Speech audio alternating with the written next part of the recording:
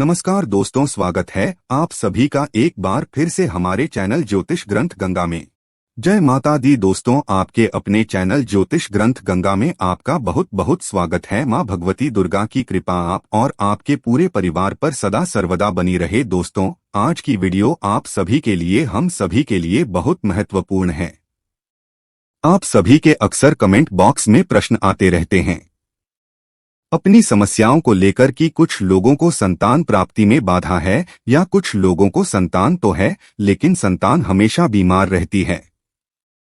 संतान की सफलता में बाधा हो रही है या फिर संतान गलत रास्ते पर चली गई है तो क्या करे, इसके लिए आप लोग प्रश्न करते हैं। इसके साथ ही कुछ लोगों को विवाह में बाधाएं आ रही है। मनचाहे जीवन साथी की कामना है, लेकिन मनचाहे जीवन साथी की कामना पूर्ण होने में भी कई तरह की बाधाएं आ रही है। तो इस बारे में भी आप लोगों के प्रश्न आते हैं और धन से संबंधित समस्याओं के लिए भी प्रश्न आते हैं कि धन का अभाव है, आता है लेकिन टिकता नहीं है। कर्ज में घिरे हुए हैं, क्या करें? व्यापार और नौकरी में समस्या है तो क्या करें? भाग्य का साथ नहीं मिलता है। यह प्रश्न बहुत अधिक आता है कि भाग्य का साथ नहीं मिलता है। हम बहुत कुछ कर रहे हैं, पूजा पाठ भी करते हैं, मंत्र जप भी करते हैं, आप जो भी उपाय हमें बताते हो हम वो भी करने का प्रयास करते हैं, लेकिन फिर भी भाग्य में किसी भी प्रकार का बदलाव नहीं हो रहा है। तो क्या करना चाहिए?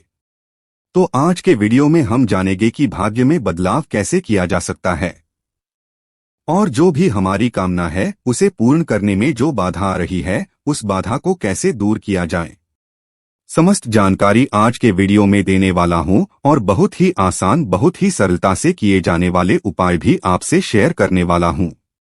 लेकिन हाँ, एक रिक्वेस्ट जरूर है कि जब भी आप कोई भी उपाय करते हैं मन में पूरी श्रद्धा भावना से उपाय करें। और दूसरी चीज की जब भी हम कोई उपाय करते हैं, छोटे छोटे जो हम रेगुलर, जो मैं आपको उपाय बताता रहती हूँ, चाहे धन प्राप्ति के लिए, विवाह के लिए या संतान प्राप्ति के लिए या और भी जीवन की जो समस्याएं होती हैं उनसे निपटने के लिए जो हम उपाय करते हैं, उसका लाभ हमें बहुत शीघ्र प्राप्त नहीं होता है।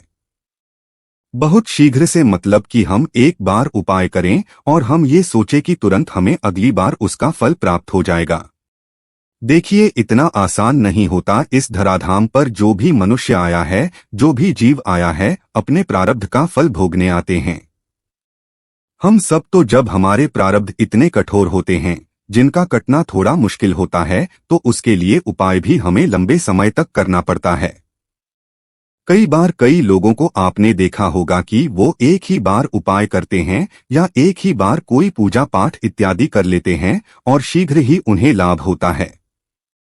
इसका मतलब होता है कि उनके प्रारब्ध, मतलब उनके द्वारा किए गए जो पूर्वजन्म के कर्म थे, पुण्य कर्म, वो कहीं ज्यादा थे पाप कर्मों की बजाय। तो जब हम छोटे छोटे ये उपाय करते रहते हैं, जैसे कि मैं बताता हूँ या कोई भी दूसरे पंडित या ज्योतिषी से आप मिलते हैं, वो जो उपाय बताते हैं छोटे छोटे उन्हें करते रहना चाहिए।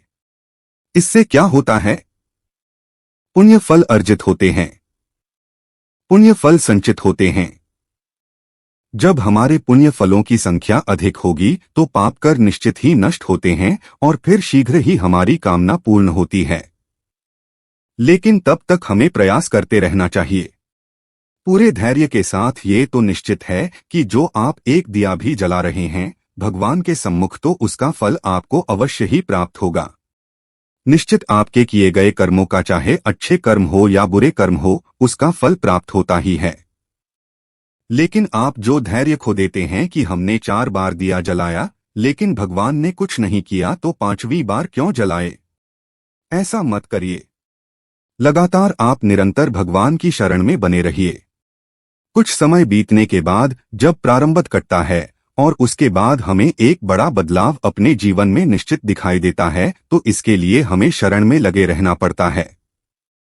छोटे छोटे उपायों के द्वारा हम भगवान से जुड़े रहते हैं, कनेक्टेड रहते हैं, जिससे कि हमारी कामना पूर्ण होने में हमें सफलता प्राप्त होती है। भगवान की कृपा नील जाती है हमें और हमारी जो भी मनोकामना होती है वो पूर्ण हो जाती है। दोस्तों, भाग्य में बदलाव के लिए देवगुरु बृहस्पति की आराधना करनी चाहिए। धन, संतान, विवाह जीवन में सुखों के कारक होते हैं। देवगुरु बृहस्पति भाग्य के प्रबल कारक होते हैं। देवगुरु बृहस्पति धन संचय के कारक होते हैं। देवगुरु बृहस्पति तो जब हम बृहस्पति की आराधना करते हैं, बृहस्पतिवार के दिन बृहस्पति देव की पूजा आराधना करते हैं, तो इससे हमारे भाग्य में बदलाव होता है। धन संबंधी समस्याओं से भी मुक्ति मिलती है। संतान संबंधी जो बाधाएं होती है वो भी दूर होती है।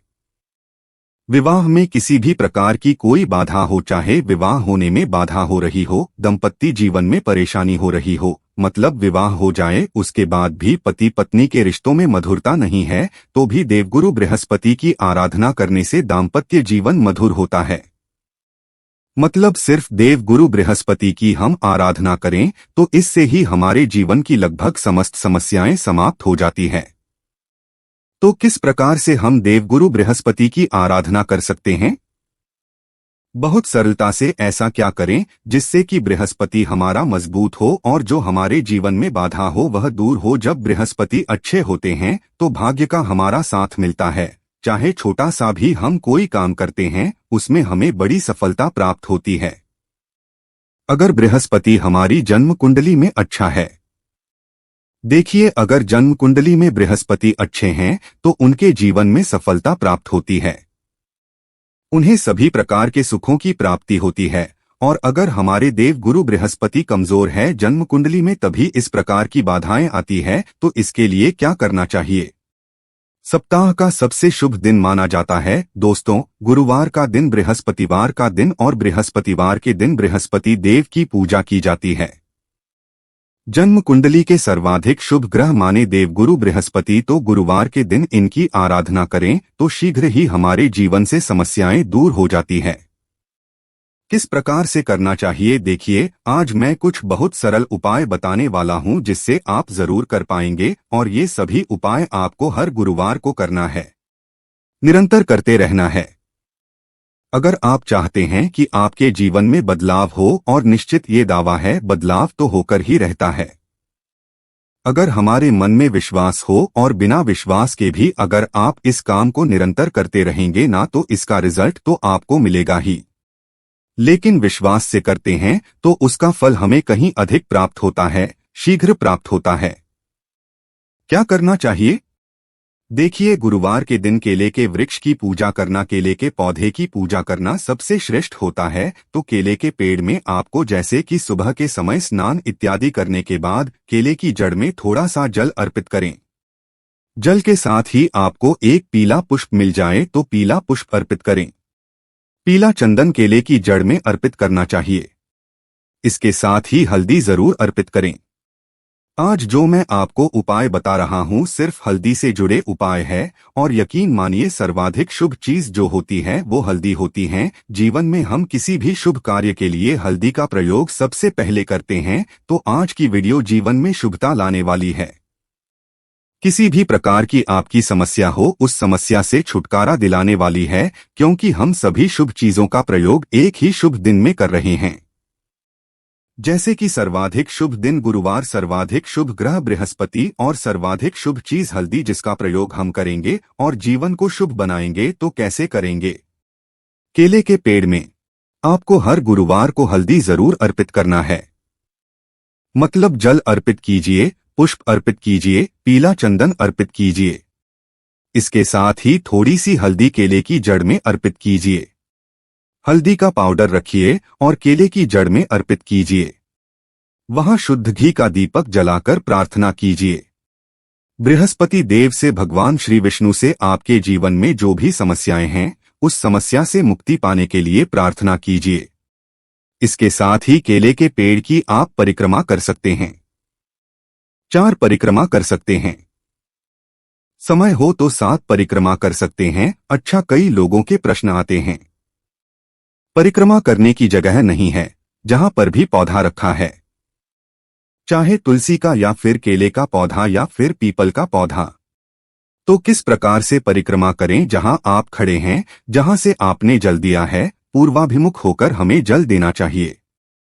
मतलब पूर्व दिशा की तरफ आपका मुख हो और आप अकेले में या फिर पीपल में भी जल देते हैं तो पूर्व की तरफ ही मुक्त करके जल देना चाहिए। और इसके साथ ही तुलसी में भी जब हम जल देते हैं तो हमारा मुख पूर्व दिशा की तरफ ही होना चाहिए। पूजा पाठ कोई भी शुभ कार्य करते समय अगर हमारा मुख पूर्व दिशा की तरफ हो तो बहुत ही श्रेष्ठ माना जाता है। तो जब आप जल दे रहे हैं उसी स्थान पर आपको क्लॉकवाइज 4 बार 7 बार जितना भी परिक्रमा करना चाहते हैं घूम सकते हैं। जैसे कि हम सूर्य देव की परिक्रमा करके एक ही जगह पर घूमते हैं उसी प्रकार से पौधे की परिक्रमा भी आप कर सकते हैं। एक ही जगह पर ब्लॉक वाइज परिक्रमा करनी चाहिए। हमें तो ये ध्यान रखे तो केले के पेड़ में हल्दी अर्पित करनी है। इसके साथ ही गुरुवार के दिन श्री हरि विष्णु की पूजा करनी चाहिए। श्री हरि विष्णु की पूजा करने से बृहस्पति ठीक होते हैं।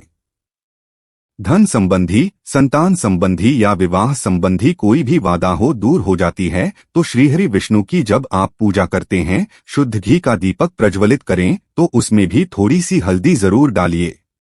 इसके साथ ही आपको आज श्री हरि विष्णु का अभिषेक जरूर करना चाहिए। अगर आपके पास मूर्ति है भगवान श्री हरि की तो कोई भी भगवान श्री हरि विष्णु का स्वरूप आपके पास हो, जैसे कि लड्डू गोपाल जी हो, शालीग्राम हो या चतुर्भुज भगवान श्रीहरि हो तो उनको आप अभिषेक कीजिए। तो इसके लिए आपको शुद्ध जल चाहिए, थोड़ा सा गंगा जल चाहिए और आप उसमें थोड़ी सी हल्दी मिला लीजिए। एक चुटकी हल्दी और इस हल्दी के जल से भगवान श्री हरि विष्णु का अभिषेक कीजिए। ओम नमो भगवते वासुदेवाय नमः। ओम नमो भगवते वासुदेवाय नमः। इस मंत्र का उच्चारण लगातार करती रही है जब तक आप भगवान श्री विष्णु की पूजा कर रहे हैं और फिर आप इस जल से अभिषेक कीजिए। तुलसी के 5 पत्ते आपको लेने हैं और उन सभी पत्तों पर हल्दी का तिलक लगाना है। भगवान श्रीहरि विष्णु को अर्पित करना है। हर गुरुवार को आपको ये करना है। तुलसी के पत्तों का क्या करें आपका प्रश्न आ सकता है। देखिए तुलसी के पत्ते हमने भगवान श्री हरि विष्णु को अर्पित किए हैं। ये प्रसाद स्वरूप आप ग्रहण कर सकते हैं। नहीं करना चाहते हैं तो आप इसे विसर्जित कर दीजिए। जहां पर भी आपके घर में थोड़ी सी कच्ची मिट्टी हो, गमला हो, आप इस पत्ते को अगले दिन यानी कि गुरुवार को आप पूजा करें। शुक्रवार के दिन ये उठाकर और आप किसी मिट्टी में दबा दीजिए जिससे कि किसी का पैर ना पड़े। तो इस प्रकार से ये पत्ते प्रयोग किए जा सकते हैं जैसे कि पूजा के बाद। लेकिन हर गुरुवार को तुलसी के 5 पत्तों पर हल्दी का तिलक लगाकर श्री हरि विष्णु के चरणों में अवश्य अर्पित करें। इससे आपके जीवन में आ रही समस्त बाधाएं, समस्त प्रकार के पाप कर्मों से मुक्ति मिल जाती है। भगवान श्री हरि विष्णु को जब हम तुलसी अर्पित करते हैं तो प्रारंभ अगर हमारा कितना भी खराब हो, जिसकी वजह से हमें भाग्य का साथ नहीं मिल रहा या फिर संतान प्राप्ति नहीं हो रही, विवाह में बाधा हो रही है, धन का संचय नहीं हो पा रहा, कर्ज में फंसे हैं, कोई भी समस्या हो आपकी, अगर आप हर गुरुवार को तुलसी के 5 पत्ते भगवान श्रीहरि विष्णु को इस प्रकार से अर्पित करते हैं, पूजा के बाद तो यकीन मानिए बहुत शीघ्र प्रारंभ कट जाता है और शीघ्र ही भाग्योदय होता है। समस्त प्रकार की समस्याओं से मुक्ति मिल जाती है। तो ये आपको हर गुरुवार को जरूर करना है। अगला जो कार्य जो आपको हर गुरुवार को करना है, तुलसी में जल देना है। अब ये तुलसी में जल तो सभी देते हैं, लेकिन तुलसी में भी जब आप जल देते हैं तो गुरुवार के दिन सुबह थोड़ा सा कच्चा दूध जरूर ले। अगर आपके पास उपलब्ध हो तो ना हो तो क्या करें, ना हो तो कोई बात नहीं। शुद्ध जल आप भगवान श्री हरि विष्णु को जैसी पूजा किए हैं वैसे ही आप शुद्ध जल से तुलसी को भी सींचे। तुलसी में थोड़ा सा गंगा जल और शुद्ध जल मिलाकर अर्पित करें और थोड़ी सी हल्दी तुलसी की जड़ में भी जरूर चढ़ाएं। हर जगह आपको हल्दी का प्रयोग इसलिए बता रहा हूं कि जीवन में शुभता आए, बृहस्पति आपका मजबूत हो। देखिए हर चीज ऐसे ही नहीं समाप्त होती है, हमें उसका कुछ ना कुछ एक ठोस उपाय करना पड़ता है जिससे ग्रह में बल आए। जब ग्रह में बल आता है तो हमारे जीवन में बदलाव होता है। इसलिए आज हल्दी का प्रयोग हर जगह करें, हर पूजा में करें। तो तुलसी में भी आप जल्द दूर दे और जल देते हैं तो हल्दी जरूर अर्पित करें। तुलसी में पीला चंदन अर्पित किया जाता है। याद रखें, सिंदूर नहीं लगाया जाता है तुलसी को, तो तुलसी के जब आप पूजा करते हैं आप धूप जलाए वहां पर और उसके साथ ही अगरबत्ती जलाकर और तुलसी माँ की पूजा करें सुबह के समय, और उसके बाद आप थोड़ी सी हल्दी जरूर उनको अर्पित करें। पुष्प हो तो पीले पुष्प अर्पित करें। विधि विधान से पूजा करें। तुलसी के पास बैठकर आप चाहे तो ओम नमो भगवते वासुदेवाय नमः इस मंत्र का जप कर सकते हैं, या अगर आप चाहे तो तुलसी के मंत्री का भी जप कर सकते हैं। ओम तुलसी देवी ने यथासंभव जितना भी आपके पास समय हो 5 बार, 7 बार, 11 बार या समय हो तो 108 बार तुलसी की पूजा से भगवान श्री हरि विष्णु की कृपा मिलती है। तुलसी की पूजा से दुख दर्द था दूर होती है। तुलसी की पूजा से घर में सुख समृद्धि आती है, संतान की प्राप्ति होती है, सौभाग्य की प्राप्ति होती है, विवाह में आ रही बाधाएं दूर होती है। मतलब तुलसी ही एकमात्र ऐसा पौधा है जिसकी पूजा करने मात्र से समस्त प्रकार के पाप कर्मों से मुक्ति मिल जाती है और समस्त प्रकार की कामनाएं मात्र तुलसी पूजन से पूर्ण हो जाती है। इसलिए घर में तुलसी अवश्य होनी चाहिए। अगर नहीं है तो घर में लाकर लगा दीजिए। गुरुवार या शुक्रवार, सोमवार किसी भी दिन तुलसी लगाई जा सकती है। किसी भी शुभ दिन पर तो गुरुवार और शुक्रवार के दिन श्रेष्ठ होता है। तुलसी लगाना अगर नहीं है तो जरूर लाकर लगा दीजिए और प्रतिदिन पूजा कीजिए। सुबह शाम, मतलब सुबह जल अर्पित करें, शाम को दीपदान करें। इतने मात्र से भी समस्याएं दूर हो जाती है। अगला जो कार्य जो आपको जरूर करना है, घर के मुख्य द्वार पर हल्दी से स्वास्तिक बनाना है। हल्दी में थोड़ा सा गंगाजल या शुद्ध जल मिलाकर उसमें आप अपनी अनामिका उंगली से घर के मुख्य द्वार के दोनों तरफ स्वस्तिक बनाएं। और ये भी आपको हर गुरुवार को करना है। ऐसा नहीं कि आप एक गुरुवार को करेंगे और फिर अगले गुरुवार को वो स्वस्तिक बना हुआ है तो अगले गुरुवार को आप नहीं बनाएंगे। अगले गुरुवार को फिर आप उसी स्वस्तिक पर थोड़ा सा पानी डालकर और आप उसे हटा सकते हैं।